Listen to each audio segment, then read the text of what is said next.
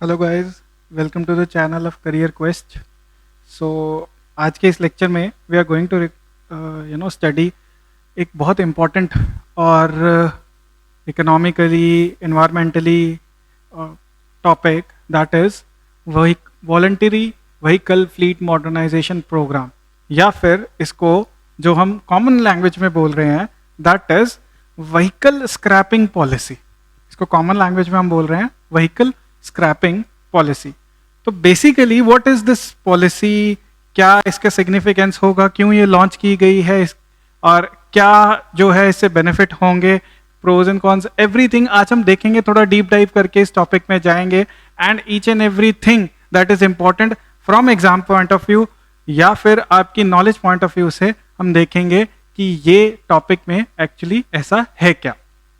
तो as I said, voluntary vehicle fleet modernisation programme, तो ये बेसिकली क्या है, ये एक प्रोग्राम है जिसको हम व्हीकल स्क्रैपिंग पॉलिसी बोल रहे हैं।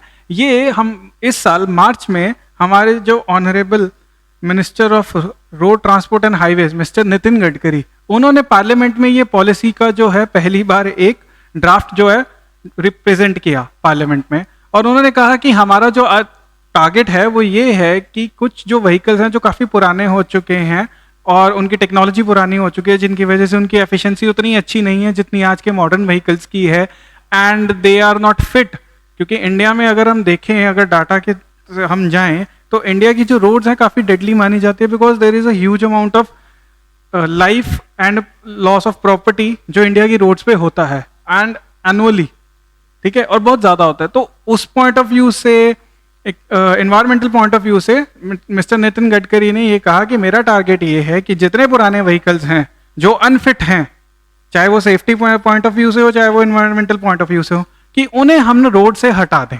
और उनकी बजाय जो है नए, बेटर, एफिशिएंट और सेफ व्हीकल्स हम लेके आए। ठीक है, तो ये जो है व्हीकल स्क्रैपेज पॉलिसी या voluntary vehicle fleet modernisation programme, this has been launched by honourable prime minister of India mister Narendra Modi अभी अभी जो गुजरात में इन्वेस्टर सबमिट हुआ था। तो इस पॉलिसी को लॉन्च करते टाइम नरेंद्र मोदी जी, जो कि हमारे प्राइम मिनिस्टर है, उन्होंने यही इसका एक एम बताया कि बेसिकली ये पॉलिसी जो हम लेके आ रहे हैं इसका मेन एम क्या है। तो उनका मेन एम था क्या, उन्होंने कहा कि हमारा जो मेन एम है वो है कि हम एक सर्कुलर इकोनॉमी क्रिएट करें, एक viable circular economy, specially in the field of automobiles. अब ऑटोमोबाइल सेक्टर जो है हमारे, अगर आप इकोनॉमी के पॉइंट ऑफ व्यू से देखें तो हमारी कंट्री की जो इकोनॉमी है, उसकी जो जीडीपी है, उसमें ऑटोमोबाइल सेक्टर का एक बहुत बड़ा जो है एक कंट्रीब्यूशन रहता है एनुअली। वो नंबर ऑफ जॉब्स जो हैं काफ़ी ज़्यादा देते हैं, ठीक है। उसके अलावा फिर काफ़ी हाई टैक्स पेमेंट भी होती है। उसके अलावा then there is export potential also in this particular field. तो इसीलिए जो है उसके लिए एक सर्कुलर इकोनॉमी क्रिएट करनी है। तो अब माइंड में आता है कि ये सर्कुलर इकोनॉमी क्या चीज़ है। तो सर्कुलर इकोनॉमी एक बड़ा ही अच्छा कंसेप्ट है जो आजकल काफ़ी ज़्यादा जो है फेमस हो गया है। अब ये यूरोप वाले इस सर्कुलर इकोनॉमी पे काफ़ी ज़्यादा जो है स्ट्रेस कर रहे हैं, because they are environmentally very sensitive, ठीक है। तो उनको पता लग गया है कि अब टाइम आ गया है कि हम एनवायरमेंट में जो इंडस्ट्री नुकसान हो रहा है, इंडस्ट्री की तरफ से नुकसान हो रहा है एनवायरमेंट को, अब उसको जो है ओवरलुक नहीं कर सकते। Now it's the time we have to act and we have to act fast. तो ये सर्कुलर इकोनॉमी एक कंसेप्ट होता है जिसमें कोई भी चीज़ जो है उसको हम वेस्ट नहीं जाने देते, क्योंकि जब जब आप किसी चीज़ को वेस्ट जाने दोगे तो उसका एक एनवायरमेंटल इम्पैक्ट एनवायरमेंट पे होगा, और वो इम्पैक्ट पॉजिटिव नहीं होता। 99.9% ऑफ केसेस में वो इम्पैक्ट कभी भी पॉजिटिव नहीं होगा, वो होगा हमेशा नेगेटिव। तो वो चाहते हैं कि ये जो हमारी ऑटोमोटिव इकोनॉमी है, इसी में भी जो है हम सर्कुलर इकोनॉमी का कंसेप्ट ले आए।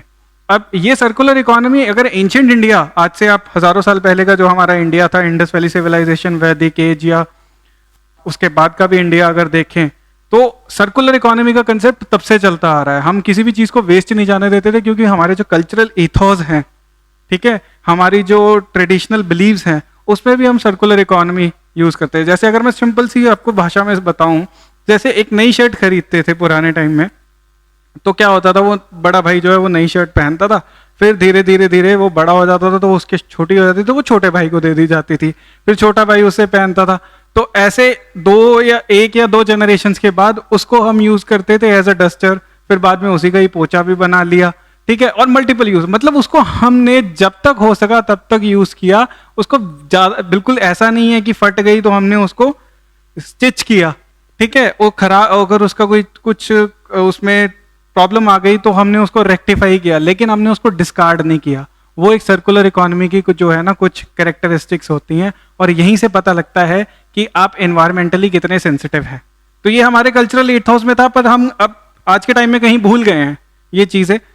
तो एनीवेज, तो इस व्हीकल में जो आपकी स्क्रैपिंग पॉलिसी है, इसके की पॉइंट्स क्या हैं? तो इसके की पॉइंट्स में अगर हम बात करते हैं कि ये क्यों लेके आए हैं, तो एज आई सेड कि नितिन गडकरी जी ने जब इस पॉलिसी को अनवील किया था, तो अनवील करते टाइम उन्होंने यही बताया था कि मैं चाहता हूं कि इंडिया की सड़कों से जितने भी पोल्यूटिंग और अनसेफ व्हीकल्स हैं उनको हटा दिया जाए, ठीक है। इससे एनवायरमेंटली हमें फायदा होगा क्योंकि पोल्यूशन कम होगा, हमारी हवा साफ रहेगी, हमारे जो न्यू टेक्नोलॉजी है वो ज्यादा फ्यूल एफिशिएंट है, उससे हमारे जो फॉसिल फ्यूल की कंजम्पशन है, पेट्रोल डीजल की जो कंजम्पशन है वो कम होगी। अब इंडिया जो है अपने फॉसिल फ्यूल्स का 80% इंपोर्ट करता है, 8080, इट्स नॉट 1880, इट इज 8080% हम अपने फॉसिल फ्यूल्स का इंपोर्ट करते हैं। ये इंपोर्ट का बिल बहुत बड़ा है, it goes into hundreds of billions of dollars. अगर हम लेटेस्ट एस्टिमेट देखें तो करीब करीब $150 बिलियन का हमारा साल का जो है ऑयल इंपोर्ट बिल है, उसको भी कहीं ना कहीं कम करने में एक जो है फायदा हमें मिलेगा। तो इसमें उन्होंने कहा कि इस पॉलिसी जो ये अब ऑफिशियली लॉन्च हो चुकी है, इसके अकॉर्डिंगली क्या कहा गया है कि जितने भी कमर्शियल व्हीकल्स हैं जो 15 साल या उससे पुराने हैं, और जितने भी पर्सनल व्हीकल्स हैं जो 20 साल या उससे पुराने हैं, अब ये नहीं मैटर करता कि वो पेट्रोल पे चल रहे हैं या डीजल पे, ठीक है, तो उनको जो है सड़क से हटा देना है, राइट, उनको सड़क से हटा देना है। अगेन मैं बार बार रिपीट करूंगा कि डजंट मैटर कि वो डीजल पे है या पेट्रोल पे, अगर वो पर्सनल व्हीकल है तो 20 साल से पुराना नहीं होना चाहिए। अगर वो कमर्शियल व्हीकल है जैसे ट्रक्स, बसेस या अदर जो है मीडियम व्हीकल जो होते हैं आपके, वो जो कमर्शियल काम के लिए यूज होते हैं, ठीक है, जिनकी ऑयल और फ्यूल कंजप्शन ज्यादा होती है, जो लॉन्ग हॉल्स के लिए हम यूज करते हैं, तो वो अगर 15 या 15 साल से पुराने हैं तो उनका एक मैंडेटरी टेस्ट होगा ही होगा।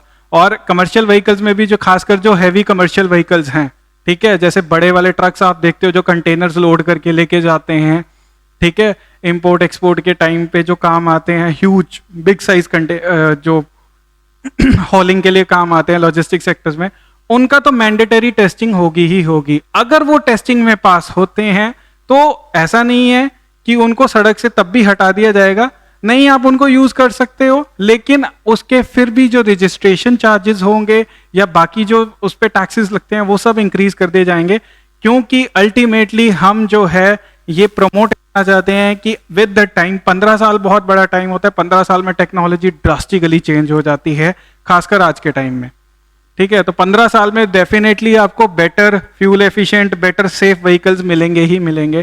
तो टारगेट यही रहेगा कि वो रोड से हट जाएं और उनकी जगह नए आ जाएं, ठीक है। और अब क्या ये आज से ही शुरू हो जाएगी व्हीकल स्क्रैपेज पॉलिसी, या जब अब लॉन्च तो हो ही चुकी है, क्या ये इंप्लीमेंट हो गई है? तो देखो, अगर एकदम से इंप्लीमेंट कर देते हो तो अगेन वो इकोनॉमी को एक बहुत बड़ा शॉक देगा। क्यों? क्योंकि सडनली आप जो है अब इंडिया में बहुत सारे व्हीकल्स हैं, करीब करीब 51 लाख जो हैं लाइट मोटर व्हीकल्स हैं, और जो 20 साल या उससे पुराने हैं, ठीक है, 34 लाख व्हीकल्स हैं जो 15 ईयर्स या उससे पुराने हैं। अब इन सब को रोड से एकदम से हटा दिया तो कहीं ना कहीं आपका लॉजिस्टिक सेक्टर और जो ट्रांसपोर्टेशन सेक्टर है वो बहुत ज्यादा इफेक्ट होएगा, ड्रास्टिकली इफेक्ट हो जाएगा। तो इसका एक फेज्ड इंट्रोडक्शन होगा फ्रॉम द ईयर 2024 ऑनवर्ड्स, ठीक है। अब दूसरा फेज इंट्रोडक्शन करने का वो क्या था कि देखिए अब टेस्टिंग होनी है, अब टेस्टिंग कैसे करेंगे, कौन सी फैसिलिटी में करेंगे, क्या हमारे पास वो फैसिलिटीज हैं? तो इसीलिए इस पॉलिसी को लॉन्च करते टाइम हम ऑनरेबल पीएम नरेंद्र मोदी ने कहा कि इससे इकोनॉमी को इस तरह से बूस्ट मिलेगा कि टेस्टिंग इंफ्रास्ट्रक्चर खड़ा होगा। वो टेस्टिंग इंफ्रास्ट्रक्चर जब खड़ा होगा तो उसमें जो है एम्प्लॉयमेंट जनरेट होगी, ठीक है। देखिए इंडिया ऑलरेडी जो है, अगर आपने देखा होगा, जो हमारे सी लेन्स के थ्रू जो हम अपना इंपोर्ट एक्सपोर्ट करते हैं वो शिप्स के थ्रू होता है, बहुत बड़े बड़े शिप्स होते हैं, ठीक है। तो एवरग्रीन जितने बड़े शिप्स होते हैं, जो अभी भी सुएज कैनाल में भी फंस गया था, ठीक है। तो ये एवरग्रीन जैसे बड़े जो शिप्स होते हैं, इनकी भी एक लाइफ होती है, इनका भी एक सर्विस पीरियड होता है, उस सर्विस पीरियड के बाद इनको जो है डिस्कार्ड कर दिया जाता है। अब स्क्रैप किया जाता है तो ये बने तो मेटल से हैं और इसमें बहुत सारे इंस्ट्रूमेंट्स लगे हैं, बहुत सारा प्रोडक्ट्स लगे हैं, उन सब को to the maximum extent possible recycle करने की कोशिश की जाती है। लोहा है, अब आपने देखा होगा, एक छोटी सी एग्जांपल जो मैं आपको देना चाहूंगा जिससे आप काफी रिलेट भी कर सकेंगे, वो ये है कि जैसे अभी आपने एक बाइक देखा होगा जो वी के नाम से एक बाइक आया था, ठीक है, तो उसमें कहा गया था कि इसमें INS विक्रांत का जो है हमने लोहा यूज किया है। अब INS विक्रांत हमारी इंडिया का जो है एक बहुत फेमस एयरक्राफ्ट कैरियर था, तो INS विक्रांत के जो मेटल था उसको जो है मेल्ट करके रीयूज करके उसी मेटल से बाइक्स बनाए गए। तो उसमें एक इमोशनल टच देने की कोशिश की गई थी कि हाँ ये जो है एक फौलादी उससे बना है, इस INS विक्रांत ने जो है बहुत इंडिया के लिए काम किया है, इंडियन नेवल सर्विस शिप जो थी ये काफी रही थी। तो बेसिकली ये टारगेट था। तो अब इसी इंफ्रास्ट्रक्चर को जब खड़ा करने में जब सारी इकोनॉमी चलेगी तो उससे क्या होगा कि जो पुराने व्हीकल्स है जब वो शिफ्ट आउट हो जाएंगे तो ऑब्वियसली नए व्हीकल्स की भी डिमांड बढ़ेगी। उससे जो है अगेन हमारे जो इकोनॉमी है और खासकर ऑटोमोटिव सेक्टर जो है जिसमें मैंने आपको बताया कि काफी ज्यादा एम्प्लॉयमेंट भी जनरेट होती है, तो उसको एक पुश मिलेगा, एक डिमांड जो है नए व्हीकल्स के लिए बढ़ती चली जाएगी 2024। अब ये व्हीकल्स जो होंगे ये ज्यादा बेटर एफिशिएंट होंगे क्योंकि लेटेस्ट टेक्नोलॉजी से आएंगे और इनमें फ्यूल कंजम्पशन कम होगी, तो ओवर एंड ऑल जो है फायदा मिलेगा। बट यहां जो जितने भी अभी तक मैंने आपको फायदे की बात की है, ये सारे फायदे तो हमें लगता है कि ये सरकार के या इंडस्ट्री के फायदे की बात है। हमारे फायदे की बात क्या है? Why should I scrap my vehicle? मैं अपने वही गाड़ी क्यों बेचूं भैया, मेरे लिए तो अच्छी खासी चल रही है, ठीक है। तो क्या हुआ कि अगर वो कुछ स्टैंडर्ड्स पे नहीं मीट कर पा रही है बट चल तो रही है, नुकसान नहीं है उसका कोई भी, या ऐसा भी नहीं है कि वो चलती चलती कभी भी फट सकती है, तो ऐसा भी कुछ नहीं है, it is a bloody safe vehicle. तो फिर वहां पे गवर्नमेंट ने कहा कि इंसेंटिवाइज जो है बेसिकली मेन टारगेट हमारा रहेगा कि जो ओनर ऑफ व्हीकल है वो किसी तरह लॉस में ना जाए।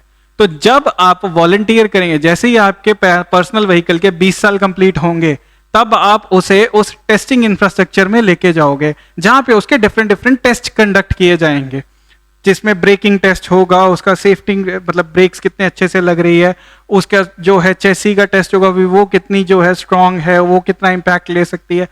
उस टेस्ट को क्लियर करने के बाद अगर आपका व्हीकल फिट निकल के आता है तो अगेन आप यूज कर सकते हो, लेकिन फिर भी उसके रजिस्ट्रेशन जो दोबारा रजिस्ट्रेशन आपको रिन्यू करवानी पड़ेगी, आरसी होती है आपके गाड़ी की, उसको रिन्यू कराने के लिए जो फीस होगी वो इंक्रीज कर दी जाएगी। उसके अलावा उसके जो बाकी टैक्सेस होंगे, जो रोड टैक्स वगैरह होगा, वो सब भी ड्रास्टिकली इंक्रीज कर दिए जाएंगे। तो फिर अगर आप उस टेस्टिंग में आपकी गाड़ी पास हो जाती है या सपोज करो फेल हो जाती है, पास हो जाती है तो मैंने आपको बता दिया कि क्या सिनेरियो रहेगा, लेकिन अगर फेल हो जाती है अब आपको स्क्रैप करनी पड़ेगी, तो उसमें आपका फायदा क्या है? उसमें तो आप नुकसान में जा रहे हो। तो गवर्नमेंट ने कहा कि आप नुकसान में नहीं जाओगे, फायदा ये रहेगा कि जैसे ही आप उसे स्क्रैप करोगे आपको एक सर्टिफिकेट दे दिया जाएगा, वो सर्टिफिकेट दिखा के आप जब नई गाड़ी खरीदने जाओगे तो उस पर आपको अच्छा खासा डिस्काउंट मिलेगा। ठीक है, इट इज जस्ट लाइक कि आप जो है पुराना व्हीकल दे के नया व्हीकल ले रहे हो, उस सर्टिफिकेट में जो स्पेसिफिकेशंस होगी अकॉर्डिंगली आप गाड़ी में डिस्काउंट्स ले सकते हो। तो यहां पे जो है आपको भी एक इंसेंटिव मिलेगा।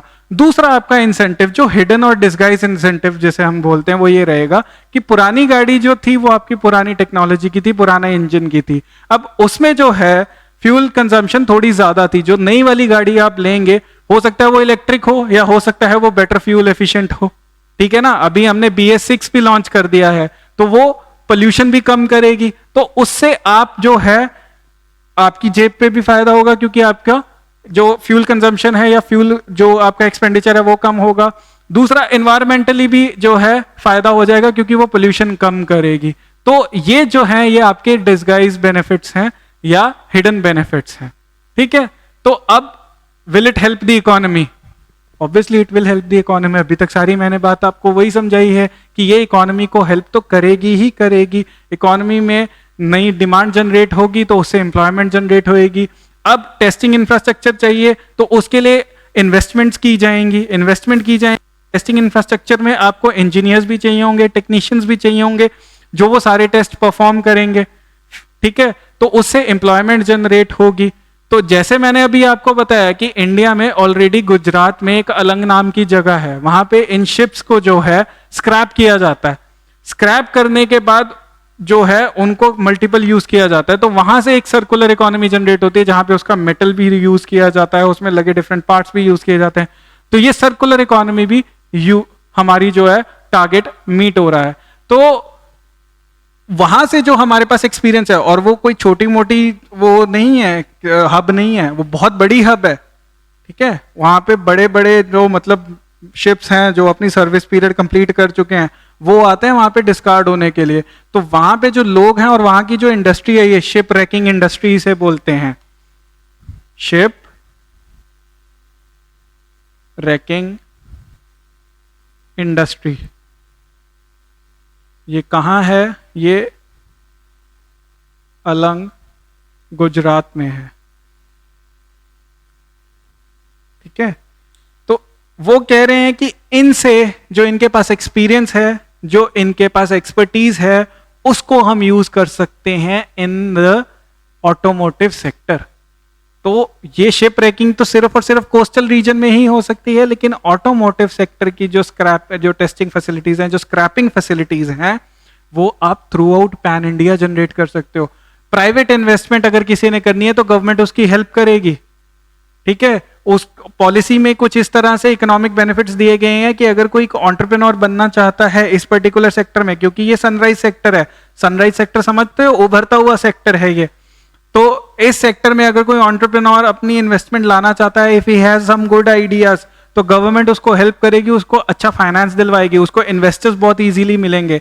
किसी भी पॉलिसी आने के बाद जो है इंडस्ट्री के लिए, इन्वेस्टर्स के लिए सारा सिनेरियो क्लियर हो जाता है। इसीलिए पॉलिसीज लाई जाती हैं कि हम इस तरीके से हमारा काम करेंगे, ये हमारी नीति है, पॉलिसीज नीति। तो ये हमारी नीति है काम करने की, इसके अकॉर्डिंगली करेंगे। तो हर इन्वेस्टर को पता होगा कि कैसे काम किया जाएगा, तो उसको क्लैरिटी रहेगी, अब उसको बेनिफिट्स भी मिलेंगे, वहां से वो अपना रेवेन्यू या प्रॉफिट भी जनरेट कर सकता है। So again this sunrise sector will boost the economy, ठीक है। तो ये फिटनेस टेस्टिंग जो है अब ये कैसे की जाएगी, ठीक है। तो यहाँ पे ऑटोमेटेड फिटनेस सेंटर्स भी बनेंगे, यहाँ पे मैनुअल फिटनेस सेंटर्स भी बनेंगे। मैंने आपको बताया कि यहाँ पे डिफरेंट ट्रैक्स बनाए जाएंगे जिसपे कार को चला के देखा जाएगा, उसके ब्रेकिंग सिस्टम टेस्ट किए जाएंगे, ठीक है। क्रैश टेस्ट सेंटर्स बनाए जाएंगे जहां पे उसको जो है इम्पैक्ट के लिए टेस्टिंग की जाएगी कि वेदर इट इज सेफ और नॉट। सो डिफरेंट टाइप से आप देख सकते हो। और इनफैक्ट सिर्फ इतना नहीं है कि टेस्टिंग में, इस टेस्टिंग के फील्ड में भी जो है आप इनोवेशन और इन्वेस्टमेंट दोनों देखोगे। बहुत से इंजीनियर्स, बहुत से एंटरप्रेन्योर्स, बहुत से साइंटिस्ट जो हैं वो नई इनोवेशन लेके आ सकते हैं कि कम से कम पैसे में आप बेटर से बेटर टेस्टिंग कैसे कर सकते हो, ताकि जो टेस्ट करवा रहा है उसके लिए भी इजी रहे और जो टेस्ट कर रहा है उसके लिए भी इजी रहे। सो ऑल एंड ऑल इसका एक बहुत बढ़िया फायदा जो है कंट्री को मिल सकता है। जो देखना होगा वो ये होगा कि इसकी इंप्लीमेंटेशन कितने अच्छे से रहती है। तो क्योंकि ये बहुत अच्छे हाथों में है तो हम मान सकते हैं कि इसकी इंप्लीमेंटेशन भी काफी अच्छी रहेगी। तो ये था आपका vehicle voluntary fleet modernisation programme. तो आई होप आपको इस वीडियो में से कुछ ना कुछ तो समझ आया होगा। अगर आपका इस वीडियो से रिलेटेड और इस टॉपिक से रिलेटेड कोई भी डाउट है तो प्लीज नीचे कमेंट सेक्शन में जरूर टाइप कीजिएगा। हम ट्राई करेंगे बेस्ट टू बेस्ट सबके जितने हो सके उतने डाउट्स क्लियर कर दें। And do watch this space for more videos. Thank you.